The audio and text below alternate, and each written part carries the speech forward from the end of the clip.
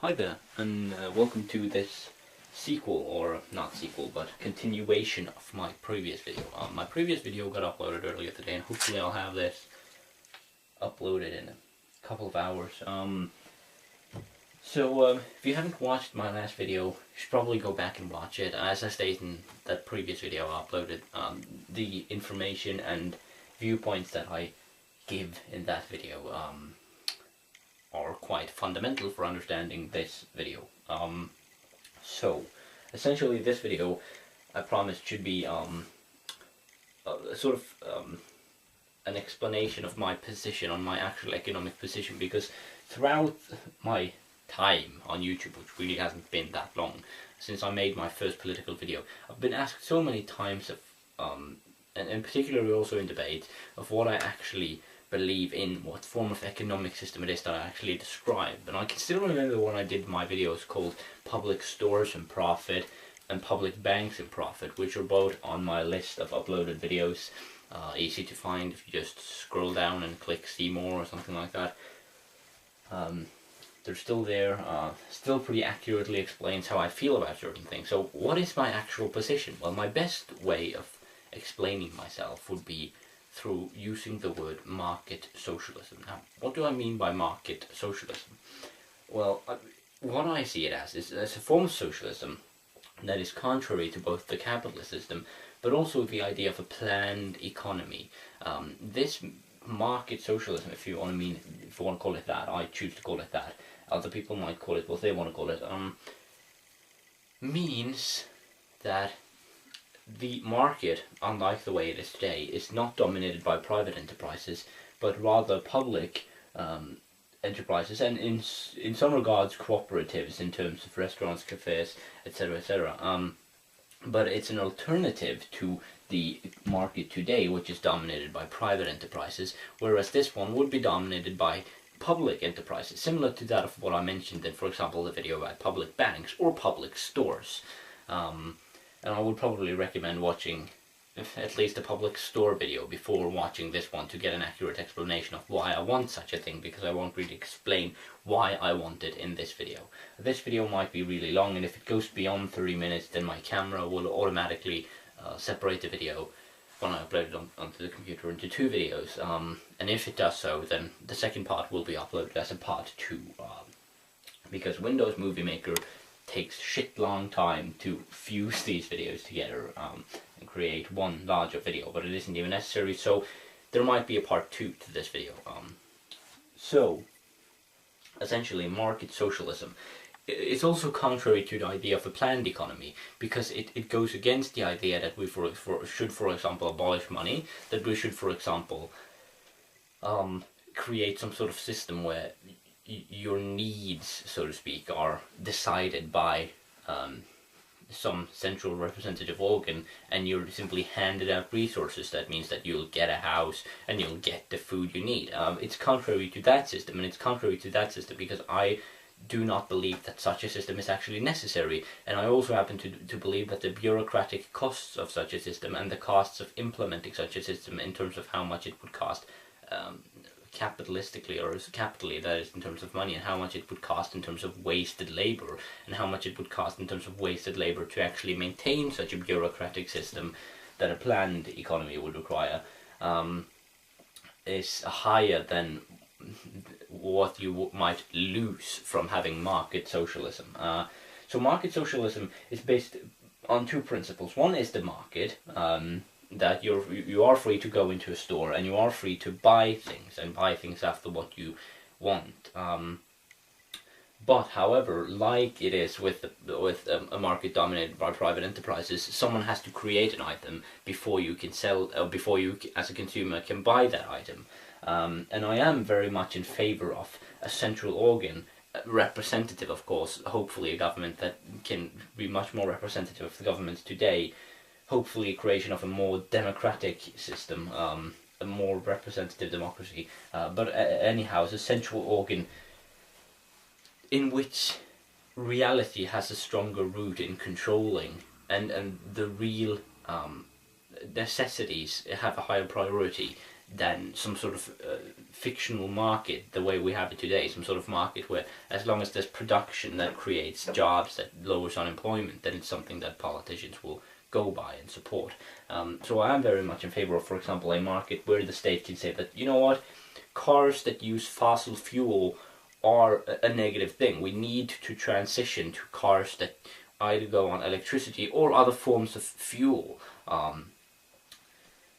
or use other energy sources. I don't see anything wrong with that. Just like I don't see anything wrong with, for example, a central organ saying we need to build a system that is more sustainable. We need to focus on producing, for example, furniture and clothing that lasts longer, instead of something that breaks down just so you will buy a new one next month, which is essentially the idea between consumerism. So, yeah, market socialism is a form of socialism that still has elements of a market, but no elements of capitalism. But it has elements of a market where you're free to buy items. Now, many capitalists or people who are advocates of a free market, a capitalist market, critique this by saying that there's no freedom of choice. But the freedom of choice is no more limited here than it is in the current market, because in the current market, regardless of the fact that some certain people might have a strong belief in supply and demand, the fact is that you can't buy anything before a certain company has said that we're going to produce this. No matter if there's a massive demand for something, you can't get to it in a market if someone doesn't want to produce it. However, in a democracy, if there's, for example, a massive demand within the population for healthcare, for decent healthcare services, then through a system of democracy, it's actually very likely that you can vote your way to getting that form of healthcare system. This is because a market requires that you buy things with your wallet. Now, you can call this voting with your wallet, but the fact is that voting with your wallet is highly restricted because it's constrained to simply voting for items. You can only vote with something that, for example, in capitalism, private enterprises have given you, which is your wage. And you can only vote for things that they have produced, whereas in a democratic system, and I'm not talking about market socialism, but in a democratic system you can choose certain things because it doesn't require a certain sum of capital or money to vote for a certain policy. So when capitalists try to make a critique of market socialism by saying that it doesn't leave any choice, it leaves just as much choice as the current system does, and in fact maybe even more, because, or maybe even more beneficial choice, because the production here will be based around necessities and, of course, what people vote for, that is what kind of governments we have, what kind of things that government will focus on. But it would be a production based around producing things that people need and that people desire, whereas producing something and then also producing mass advertisement to get people to consume things that they might not even necessarily need. So to believe that this form of market socialism will give people less of a choice or less of an ability to buy items that they need or want is just utterly false. Now, before I want to do anything else, I want to go into price determination, because a large part of this video will be about price determination, and for this part of the video it's also essential to have watched the previous video that I did called Wages and Taxes: A Socialist Perspective. Price determination, difficult subject, but price determination. What should determine the price in market socialism? What would be fundamentally different from market socialism and the current market is that it wouldn't be dominated by enterprises trying to seek a profit. And I tried to explain the irony of profit before, which is essentially, and I will have a video on exploitation explained mathematically coming up in a few days. But exploitation is essentially trying to, or profit is essentially trying to put less into the company than what you take out. That is, you're trying to pay your wages, pay your workers less in wages, and you're trying to pay less for machinery than what your total income will be. But your income, again, comes from people who got their wage from some other company. So if you look at it from a global perspective, or even just a nationwide perspective, every single company is trying to get more. That is, they're trying to get people who have their wage from a different company to pay them more money than what they pay out for machinery and for wages for their own workers. Now, when every single company tries to do this, you get a global or national attempt at putting more money or taking more money out as profit than you're actually putting back into the economy in terms of wages and in terms of paying for machinery, which again is decided, the price of that is again decided by other people's wages. So how would this market socialism work? How would, for example, the price be here? Well, libertarians and particularly people who are in fans of free market look at wages as being created by supply and demand. And I'm going to get into supply and demand in a minute. But first, no, I don't think that wages can actually be set by supply and demand. And that is because supply and demand in and of itself is also entirely artificial. And I will get into that right after explaining the wage here. I believe that what you need to start with an economy is a set factor. And from that you can drive an economy. In market socialism, and this is my perspective, I can't pretend to be speaking for every other socialist on this planet, but in my perspective, what you should have is economy drive by people's wages. So say that there's a company here producing whatever, just say for example it's a store. That store has workers, of course, and those workers need a wage. So essentially what the expenses of that store would be what the costs of the items would equate to. Now, follow me when I try to explain what I actually mean by that. Say that the store has to pay their employees throughout a whole year, and I'm coming up with numbers there, by the way, so don't take the numbers too literally. But say that the store throughout a whole year has to pay 500,000 for wages for those who work there. 500,000 for wages in that store, and let's say, I don't know, to make an easy equation here, let's say they have 500,000 in other expenses, that is paying the bills for renting the place, paying electrical bills. If it's a store, they might have freezers that run on some form of gas. If it's, I mean, it can be anything. If it's new machinery, you might have to pay for that. So 500,000 wages, 500,000 for machines. It's a pretty simple equation. You get $1 million. Throughout a whole year, that equates to 1 million. 1 million. It doesn't have to even be set in any currency, because this is just a mathematical example here, but say $1 million then. That will be the total amount of expenses. Now, you can't know exactly what your expenses are going to be in a year before you've actually been through that year, but you can know it pretty roughly, and to an extent you can be very aware of it in a functioning, more organized economy. So $1 million, let's say dollars for the sake of argument here, is the total amount of expenses throughout that year. Now let's say that it can be a furniture store, for example. Let's say that throughout that year, that furniture store sells, just to make the mathematical example as simple as possible, let's say that throughout that year, the furniture store sells 100,000 pieces of furniture.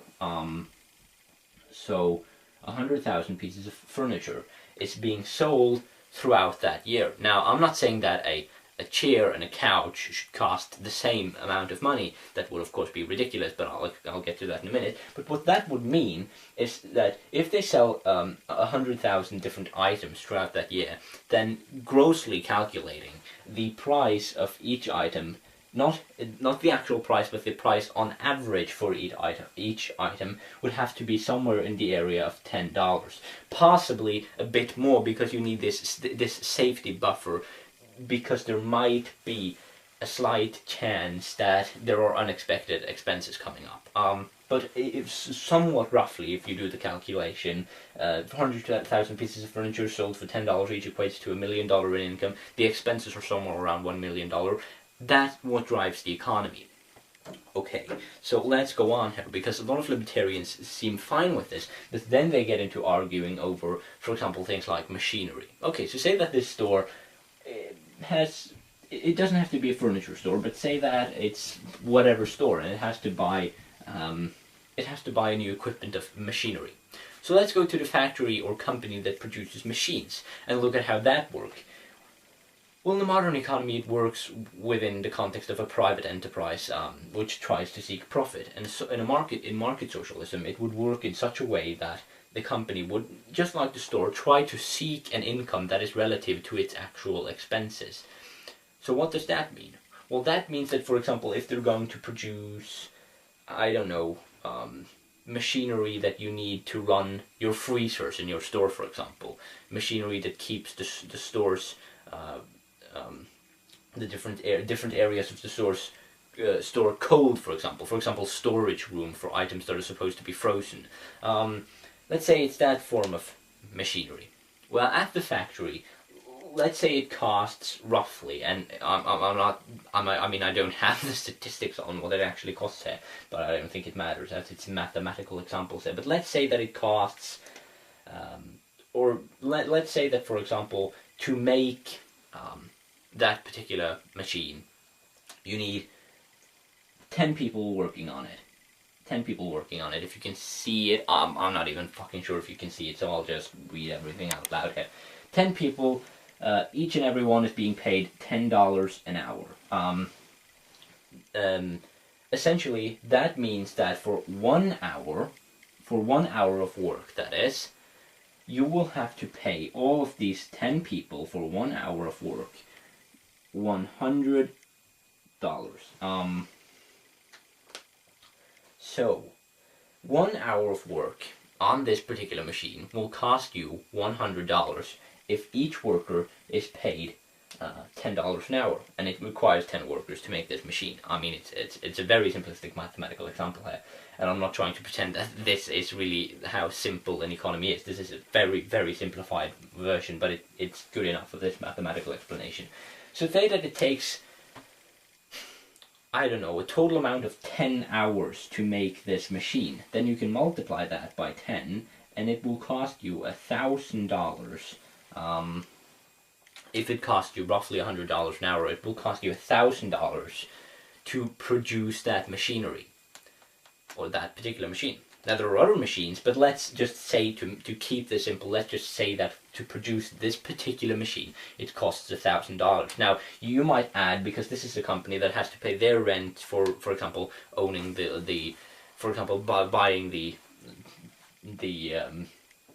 renting the place that they're using for their factory, you know, electrical bills, other forms of bills. They, of course, have other expenses than wages. So, say it comes to a total of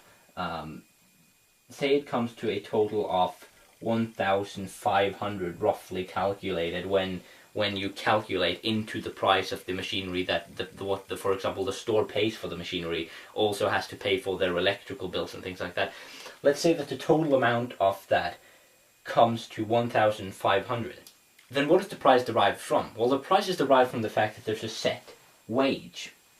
And when you have the set wage, you get a very simple way of calculating what costs would be. And you get a very, very predictable economy.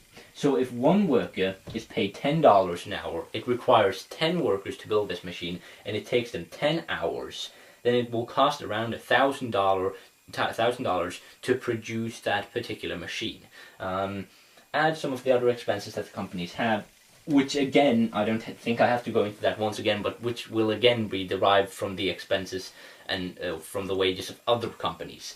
So what is my point there? Well, my point is that the market socialism would be driven by a set wage, would be driven by a wage, much the same way that you can get a libertarian to say that if you raise the wages of the people who work at Walmart, then you won't have to pay more for the stuff at Walmart. So I think most people actually agree with this method of calculation. The reason why this method of calculation cannot simply be applied to the modern capitalist system is because in the modern capitalist system there's also profit. So when you, for example, say that workers who work in shoe factories in China should be paid more, then libertarians and people who strongly believe in the free market might counter that by saying that, well, you would have to pay more for your shoes there. But I think John Pilger made an excellent example in his documentary.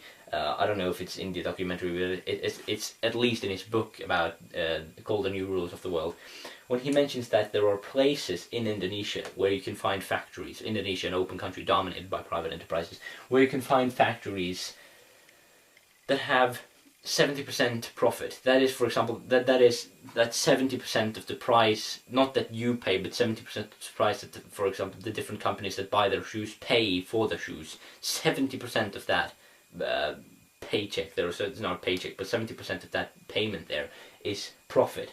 This would equate, or this would mean that in the modern capitalist system, it might be fully possible for many, especially large private enterprises, to raise their workers' wages, maybe even many times, but at least raise their workers' wages without actually increasing the price, because what they could do is simply get along with a lower profit. But that's the problem with the capitalist system, because the idea is to seek profit. So price is determined by both the expenses at that particular company and the expected profit. And sometimes companies flag out, so to speak, not because it's actually impossible. I mean, people argue that unions often ruin the economy because they drive up wages too much for the companies to handle. And the reality of it is not that wages are so high that the companies can't handle it, but that the wages are so high that the expected profit gets too low. And what's decent about market socialism there is that when you have the set wage, there is no one that's seeking to screw you over, so to say, because no one is seeking to make money off your labor. Therefore, there is no factor here or person or company saying that we're going to flag out if you want a higher wage. The wage will be, under market socialism, due to the fact that there's an elimination of the profit factor, as high as it actually can be. And now we get into the supply and demand thing, because libertarians will actually always try to counter this by saying that I do not understand supply and demand, and that they don't believe in a controlled economy. They believe that things like wages, and really things like everything, is best controlled if it's controlled by the mechanisms, the natural economic mechanisms of supply and demand. This is a load of horseshit, and I'm going to try to illustrate it. Let's say that you have a gold mine. Fuck it, I don't even know if I'm going to bother to draw it anymore, if I can just explain it. Let's say that you have a gold mine, and in 2011 or 2012, they mine. Let's just take an unrealistic number here. Let's say that they get 100 kilograms. Sorry if you Americans don't use that system yet. 100 kilograms of gold. I have no idea if the number is realistic or not, because I haven't worked in a gold mine. But let's say that they mine 100 kilograms. I'm gonna write it. 100 kilograms of gold. Now, when they did that, it cost them, and remember, we're in the context of market socialism versus private-dominated enterprise capitalism. It cost them in wages. Shit, who knows? Let's say 100,000 to do this. It cost them 100,000 in wages, $100,000 to mine. Well, not just in wages, but in expenses, to get their hands on 100 kilograms of gold. It's very simple here to make a calculation now, because we know that for them to be capable of covering these expenses, 100,000, from those 100 kilograms of gold, they will need, I mean, the calculation isn't even, I mean, I made a simplistic number here, and I made a simple number here so that the calculation would be easy to understand. But if they get $1,000 to use that example, if they get $1,000 for each kilogram of gold, then 100 kilograms of gold will equate to 100,000, which will cover their expenses. That would be market socialism. Now let's take a look at what happens under capitalism, that is, in capitalism. What would each price of gold actually be? The necessity, as we remembered, for 1 kilogram of gold here, is that it will cost $100 per kilogram. No, sorry, $1,000 per kilogram of gold, if I remember the numbers correctly now. But what will happen under supply and demand, even though they argue that it's natural, is that this number will be disturbed, or not even considered, because we will consider another number. We will consider the willingness to pay. Now I realize after having made this that a kilogram of gold would cost probably a bit more than what I've actually listed here, or what I've actually tried to explain here, but remember it's a simplistic example. So the necessity is that they get $100, damn, I can't even remember the fucking numbers anymore, but I think it was $100 per kilogram of gold. Whereas the reality of it, under capitalism, would be supply and demand.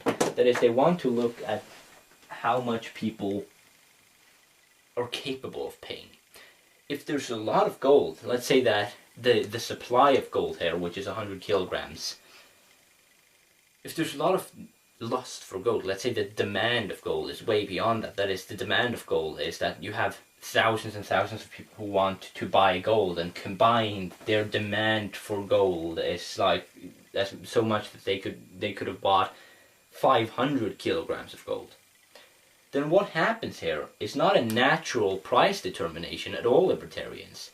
What happens here is actually just that the owners of the gold mine see that there's a lot of demand for gold, and that they have their supply. Now that doesn't change anything. The fact that they have their 100 kilograms of, the fact that they have their 100 kilograms of gold, well, that's still there. What they need for it, $1,000 per kilogram, well, that's still there. I don't think anyone actually disputes that. But now there's another element. You can charge more for it because there's a willingness to pay more for it. That's not natural. That's not something that naturally drives an economy. The set wage is just as natural as that.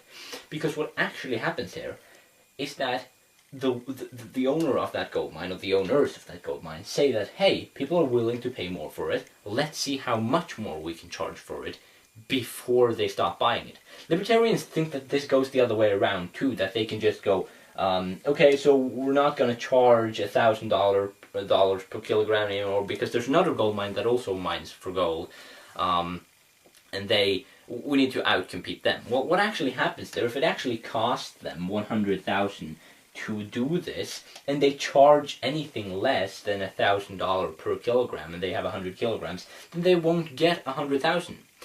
Libertarians aren't concerned with this because they see it the other way around. They see everything as a circle without a beginning or an end. So what I've heard libertarians state, and what libertarians try to try to tell me in debates, is that this can't be set in advance. This has to be decided after it's been paid for, after this gold has been paid for, after the so-called competition have happened, and say that they didn't get 100,000, or say that they didn't get $1,000 per kilogram. Let's say that they only got $100 per kilogram. Then all of a sudden you lose an entire zero here. I mean, all of a sudden, I mean, the total income that they have is only 10,000.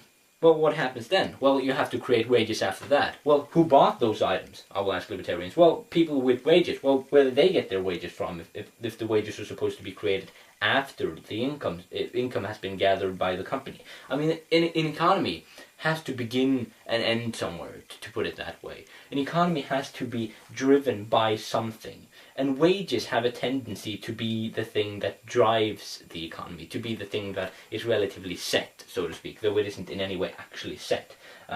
So now I've used an example that many libertarians will disagree with. And when I brought this up once, I think it was in a family gathering, so to speak. I think it was actually during Christmas time once that I debated with my sister and I brought this up. She said it was an unfair example because this was an example where there was too much for something, and they could drive it up because they could simply drive it up because they had so little of it in regards to the fact that people wanted so much for it. But let's try to turn it around then. Let's say that you have a farmer creating wheat. I'm running out of examples here, but let's say you have a farmer creating wheat, planting and selling it. So each year let's say he has a relatively large farm, and each year he produces a certain amount of wheat, and it costs him every year of fuel and machinery and labor, his wage that is, it costs him every year to use the same numbers every fucking time here, let's say it costs him $10,000 to do this. Every year the total cost here, and it's way lower than what it actually costs if you have a huge farm, but I'm just trying to make a simple example. Each year it costs him $10,000 to do this, to plant all this and to harvest all of this.